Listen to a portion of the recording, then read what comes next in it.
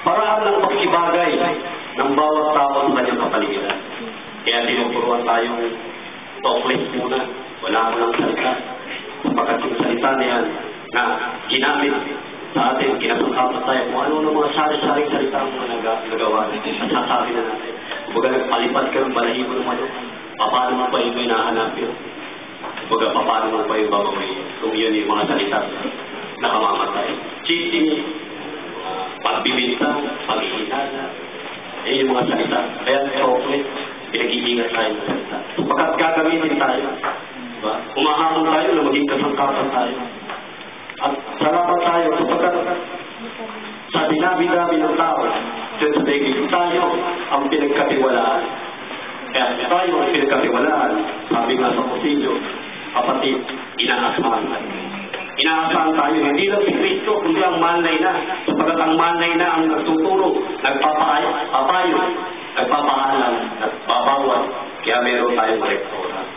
Kaya huwag kayong makupin, huwag kayong pinagbabawalan. Huwag mag-usap, pinabantayan tayo. Ganun ang manay na. Kung baga ang ating mga kaluluwa ay larawan ng anak. Kung baga yun yung Kristo na isisilang sa sabsaban, kaya lang dito sa payata, sa basurahan. Diba? Hindi doon sa mga matataas na paralan, dito, sa basurahan. Mga tapunan. Dito iniluho na maging pantay yung ating mga pananaw. Kaya yan. Kaya ang pangalan ng konsilyo natin, pantay pananaw. Sapagkat yung katotohanan na yan ang ating pinag-aaral. Sunod to sa tayo na lalagyan.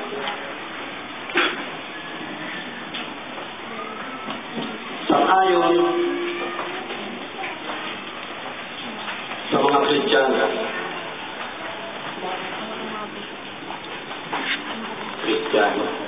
kailangan yung paunawa lamang kapatid.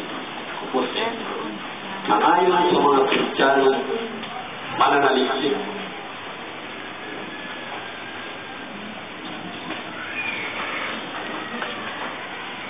Sang-ayon sa mga Kristiyano, mananaliksik.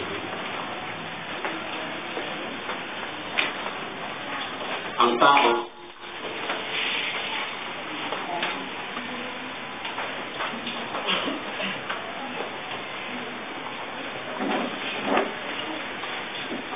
ay larawan, wangi, at anyo.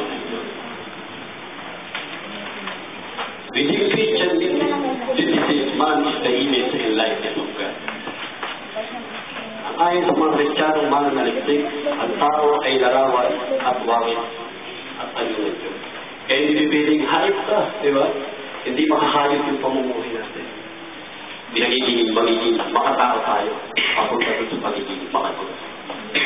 Sapagkat ang tuturo sa atin, yung Diyos na mayroong tagtay sa Iglesia ng pagkatao. Bagamat siya tao, sabi na si Kristo, tao totoo at Diyos namang totoo. Sang-ayon sa mga Kristiyanong mananaliksik, ang tao ay larawan, wangit at anyo ng Diyos. Ito natin dito. Sapagkat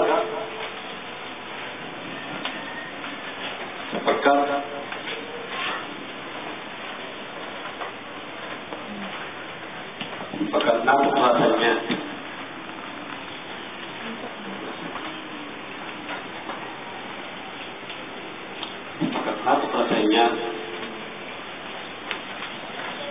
ang binihis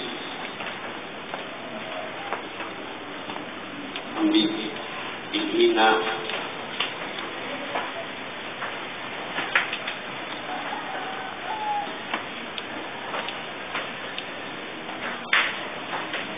pagkat natuklasan niya ang binhi na walang hanggan.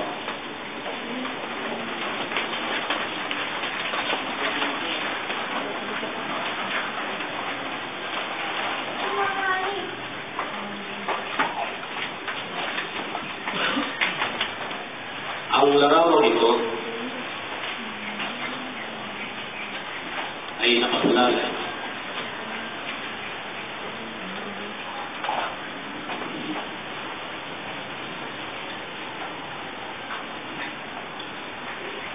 nakasalalay sa malalim.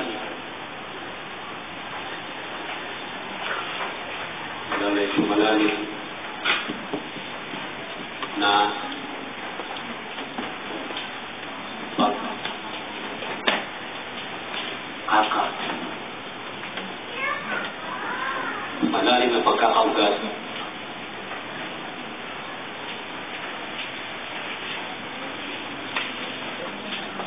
sa kaluluwang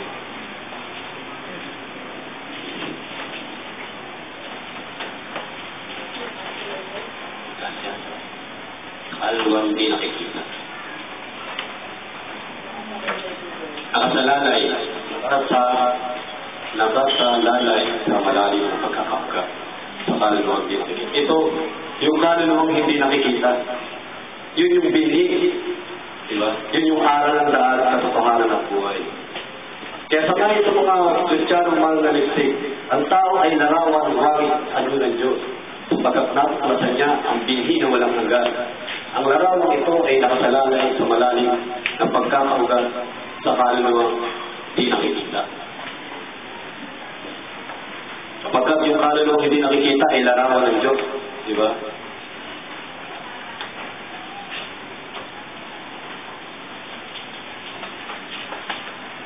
Ang Diyos ay kapwa.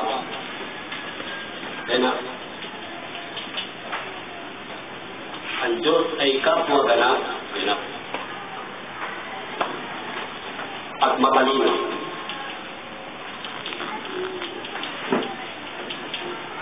Ang Diyos ay kapwa ganap at matalino.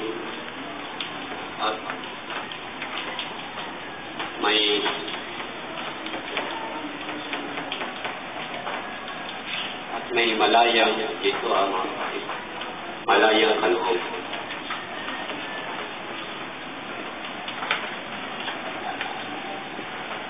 Kaya observa natin, di ba? Yung buhay natin doon sa mula sa